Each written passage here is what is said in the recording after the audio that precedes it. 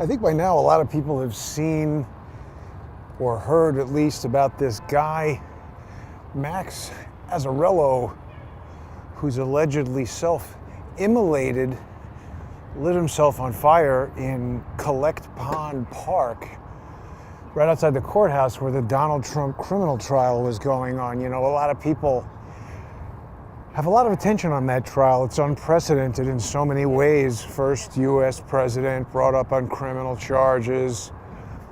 We've got Benny Thompson floating legislation that convicted felons can't have. Secret Service protection, obviously a move to get Trump. It's insane, the things that are being done. Everyone's like, oh, he's a criminal. This is not the way the United States works, where you just decide somebody is a criminal, whoever they are, and just start pursuing them for 7 years with every single type of prosecution you could come up with. I mean, think of the worst murderers, and there's so many people that have done crimes that have not had nearly as much legal, lawfare. This is lawfare is what this is. So I was immediately struck by this Max Azzarello. Oh, they got rid of the ice skating rink, which makes sense. But that's too bad. I like that. I didn't get to go ice skating on that. I didn't see anybody ice skating on that at all. Don't forget to sponsor the show, please, everybody. If you enjoy Crowdsource the Truth content, it's extremely important that you sponsor the show. You can do that on odyssey.com/@crowdsourcethetruth, crowdsourcethetruth.substack.com, and subscribestar.com, and patreon.com/crowdsourcethetruth. A lot of people who have been following me on Twitter, which I encourage you to do if you aren't already, at JG_CSTT, people have seen I've been getting into a lot of cartoon, AI cartooning. And I happened to be just on Friday in the midst of an AI cartooning session. I made this sort of Where's Diddy image. There's me and Shepard hunting for Diddy as Laura Loomer is having her counter lawfare rally in the park. You see Ezra Fresh. And then I added an image of, I didn't even know his name at the time that I created this. I use a lot of different AI tools, and a lot of people are fearful of pretty much anything that they don't understand, and that makes sense. You don't know what to expect. I really wanted to, rather than just say, oh, AI is terrible, I just saw Joe Rogan and Tucker Carlson talking about it, and Tucker Carlson seems to want to try to stop it. He's saying, oh, if it's an existential threat, we have to destroy it. No one knows actually what it's going to do, and I just think that Joe Rogan raised some good points. I mean, it's like the nuclear bomb. The genie is out of the bottle. You're not putting that AI toothpaste back into the tube. So I wanted to basically just make every effort to understand what it is, what it does, how it works, help people understand what to expect from it. Welcome to spring, by the way. Isn't this beautiful elevated walk here on the High Line? But anyway, I was in the midst of an AI cartooning session when a live broadcast, first they said it was an active shooter, which is an interesting knee-jerk reaction from the mainstream news. But then they realized it was this guy, Max, setting himself on fire. Now, people have seen this image that I created. I put it on Twitter, where I asked the AI to, I don't know, can I read it on the phone this small? You see it right there. I said, create a funny image. What does it say? Create a hand-drawn and funny, highly detailed cartoon image of a guy running, holding a banner that says independent research. Because that was all I had heard, was that he was a self-proclaimed independent researcher. And that's all I did, is I put in that text prompt on this AI, Bing, it's OpenAI. Microsoft bought that. So that is what I asked it for, and it created that image. Now, it to me looks remarkably similar to this, right? This is an image that Max Azzarello put on his own. Here, you just look at it in the thumbnail again, right next to him. That's an image that this guy put on his own Facebook. And you might say, oh, what a coincidence, it created a white guy. That's what that jackass on Twitter said, who I don't think knows anything about AI imaging, because that actually is quite a coincidence. Go ask AI to create some cartoons, and it's putting lots of various ethnicities and women and black people. Ask it to create an image in court. Everybody will be white. There's certain things that are programmed into that AI. We've been talking about it a lot. I don't necessarily understand how it works from the standpoint of the people who created it or the people who trained it. But I've been saying for a long time, I'm an applications expert. I can't create software. I can't program or build computers I can build pre-made computers. I'm not designing computer hardware. I'm not designing computer software. I'm an expert in using those types of things, and I interact with developers quite a bit, because just like I'm an applications expert, a developer may not be that. And so there's an important interaction between the two. And then there are other people with different roles that get involved. When you're dealing with creating software and computer hardware, those are products, and so you've got marketing people involved, you've got legal people involved that have all kinds of concerns. Wow. Huh. See, there's all kinds of cool art changing on the Highline here, so it's good to come back and check it frequently while I'm telling everybody, is that a functional? Can't be, right? That's just a piece of art. Nice. But anyway, I don't know, that image came up, I integrated it into the cartoon, and then when I saw the picture of him in that I want you to burn down what does he call it, a carnival or something? I said, that's weird, because see, AI is inferring stuff, right? So you could say, oh, it made an image of a white guy. But it made an image of a white guy wearing a hat with sort of stars and stripes on it, which, the AI is trying to create an image that looks like this guy, but it can't directly reproduce him. It will deliberately change certain aspects because of its rules. Let me rephrase that. Not that it can't. It has been specifically instructed not to. And I've learned some nuances and subtleties about this in trying to make cartoon AI images of Hunter Biden and even Jack Maxey and people like that. You'll say, oh, that dope Ezra Fisher.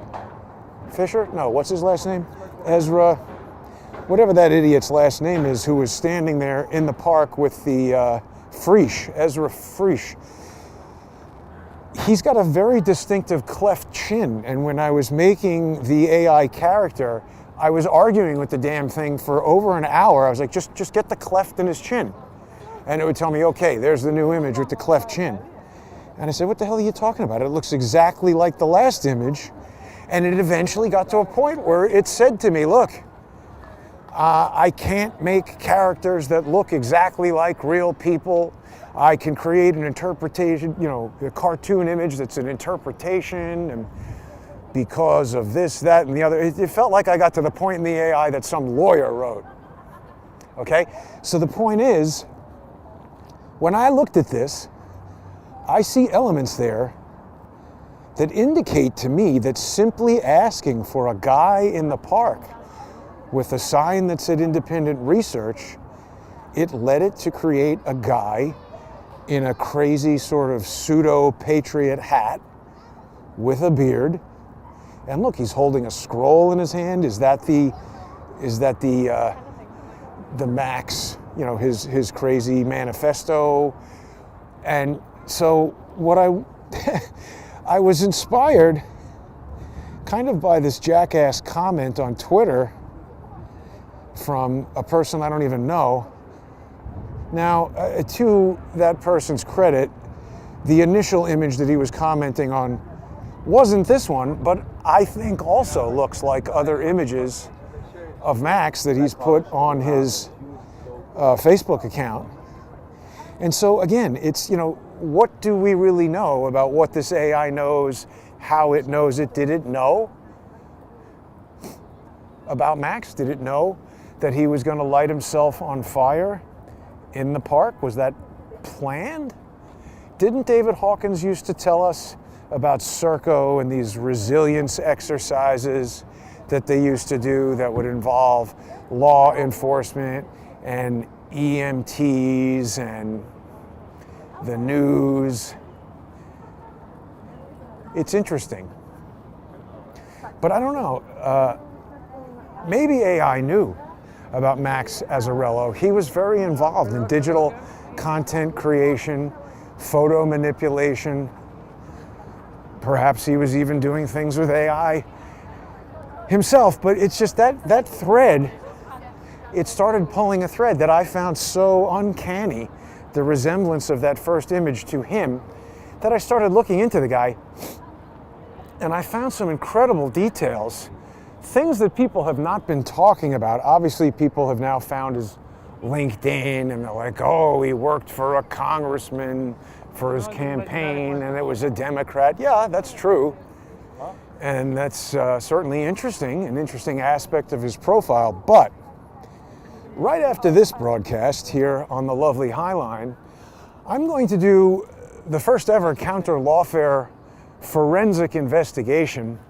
And I really encourage people to tune in and check that out. I need to do it as a sponsor exclusive because we're going to get into things, nothing actionable or illegal, but it's stuff that would be easily stricken from some of these public social media channels. If you're new to Crowdsource the Truth, you may not be aware that social media lawfare maniacs have been after me for 7 years, and they love to try to strike videos and take down content that I put up, particularly something as explosive as this. I don't think people have seen anything remotely close to what I'm going to reveal on odyssey.com/@crowdsourcethetruth and all the other sponsorship channels that people. Thank you so much to everyone who's been sponsoring the show. But this is something that they're going to want to strike. And if you have any interest at all in Max Azzarello, this bizarre self-immolation, see, there's people who do watch regularly have seen me be approached by maniacs, sometimes with Charles, sometimes on my own. During the pandemic, that guy Oren Levi, who I've spoken about quite a lot, his brother told me they are Mossad. I've identified him wearing the NYPD undercover color of the day. He's always hanging out around the NYPD, and in fact, one time, more than one time, he's trying to antagonize me into a fight so that I'll start something and then immediately be grabbed by the cops and put into jail. Isn't that interesting? What do you think would happen to me there? So if we've got foreign agents who are here on the streets of New York City interacting and trying to start fights with me, that's not acceptable. But we've seen this type of street theater, and the question to be answered is just, is this the most elaborate example of that we've ever seen? We know that George and his mentally ill, wife-swapping, psychopathically obsessed brother, who has now taken to harassing my octogenarian parents. What do people think about that? Innocent, my parents, they have nothing to do with what I'm saying here on Twitter. And this sick, psychotic asshole who can't even take care of his own defective son, he's abandoned him, he focuses his time on harassing my parents. It's totally sick, and it's gonna stop. But anyway, that's the reason. Anybody who's gonna say, oh, if it's so important, don't put it behind a paywall. I mean, this is like that argument where when you're in high school and somebody owes you $5, And you're like, they're like, oh, why are you making a big deal out of $5? The question is, why are you making a big deal out of the $5? Just give me the $5. I lent it to you. The people, the small number of people who who complain about this paywall issue, they don't value the information. If you think this is important, on Odyssey, it is incredibly economical to sponsor the show. It's $3 a month plus a 58-cent Odyssey fee. It's less than buying a copy of the New York Times at the airport or subscribing to a magazine, and those things all have ads in them. So the point of this is, if you'd really like to have information that is not manipulated or dictated or funded by corporate sponsorship, the only way to do it is this way, to have lots and lots of micro sponsors who are the individual viewers. That way, if anyone, individual sponsor, attempts to influence the content, like for instance, if some giant corporate sponsor said, hey Jason, we'll give you 500 grand to do a show on Rumble, and then Rumble said, oh, we don't want you talking about Max Azzarello, there's obviously an implication that the 500 grand could go away. This way, if somebody giving me $3 and giving Odyssey 58 cents doesn't like it, bing, that $3 person goes. So please sponsor the show. I think your mind will absolutely explode. If you've been watching the counter lawfare reports, you know what I'm talking about. This is going to be the first counter lawfare forensic investigation that I've ever done, because Azzarello was a lawfare operative.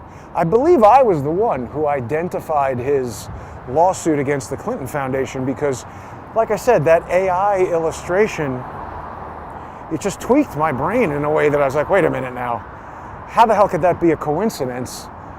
And people who say, oh, I mean, listen, unless you work for OpenAI or trained that large language model or work for Microsoft and understand how the inference works in some way that I don't, if you're just a random jackass on Twitter like that guy with the stupid comment, I guarantee there's no way you know more about it than I do. I'm not saying nobody does, but random jackasses on Twitter do not.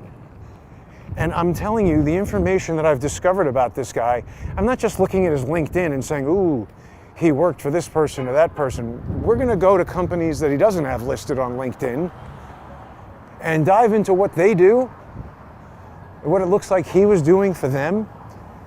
We're going to go to my experience in Hollywood and special effects and visual effects, my experience with photo manipulation, try to understand what this guy was doing. And I think people are going to be super intrigued by this. So if you've never sponsored the show before, today is a great day to come in for $3 and 58 cents on Odyssey. I promote Odyssey so much because it was absolutely great of them to make this special discount tier that allows people to come in for $3. If you've been with Crowdsource the Truth for a long, long time, you'll remember I was initially offering subscriptions at $2 on Patreon and Subscribestar, but those services rely on Vimeo, and the more third-party companies that have to get involved, the more beaks need to get wet, if you know what I mean. So by eliminating Vimeo through Odyssey, I save money serving the videos to everybody. They don't need to charge me as much, and that results in a lower cost for you, the end user. I'm not trying to put anybody over a barrel, but I do need a way to make this effort sustainable so that I can buy food. And also, they're trying to ruin me. George and his brother and this team of lawfare operatives who are directly connected. You know, this is not two idiots who don't like my YouTube show. These are people who are absolutely coordinated. I mean, there's just too much evidence that proves that for it to be otherwise. Setting aside the fact that it just doesn't make sense that some alleged internet beef would last for 7 years and more than 20 lawsuits, the Emmys alone has spent over $1 million trying to destroy Crowdsource the Truth. And guess what? Just like they can't give out Emmys properly under Adam Sharp's direction as the CEO, they can't stop Crowdsource the Truth either And a big part of it are the individual viewer sponsors who make this show possible. So please become a sponsor. This counter lawfare forensic investigation, it's going to start right after this broadcast on odyssey.com/@crowdsourcethetruth, crowdsourcethetruth.substack.com. Don't forget to read the Twitter coup. It's free on Substack. It's also free to subscribe to Odyssey if you want to access the largest repository of Crowdsource the Truth legacy content. Another thing that they're trying to destroy. They don't want all my videos of Orrin Levi coming up to me on the street and coming up to me in Staten Island and Johnny Tobacco and all of his crazy street theater nonsense. He didn't have very good answers for what I suspect was actually going on at Max Pub in Staten Island, another hoax. He didn't want to talk about the fat guy who we met in Staten Island during that whole hoax, who approached Charles and me on January 6th, right after we photographed Ray Epps. Isn't that strange? None of this supports the false conclusion that, George and his brother don't like me and this is some internet rivalry or I'm jealous of his YouTube channel or some nonsense like that. I just think that these guys have been engaged in lawfare forever. And for whatever reason, there's just never been this type of organized deconstruction of it to help people understand what's going on. Oh, these trees beautiful. It's a nice day for a walk. Wash day tomorrow. Nothing clean, right? Fans of Terminator will know what I'm talking about. But anyway, that broadcast is coming up just in a few minutes right after this. So sponsor the show, get your popcorn ready, because your mind will be blown. As John Cullen would say, here's the bottom line up front. Max Azzarello is a hoaxer, and I don't believe a single thing about what went on in that park.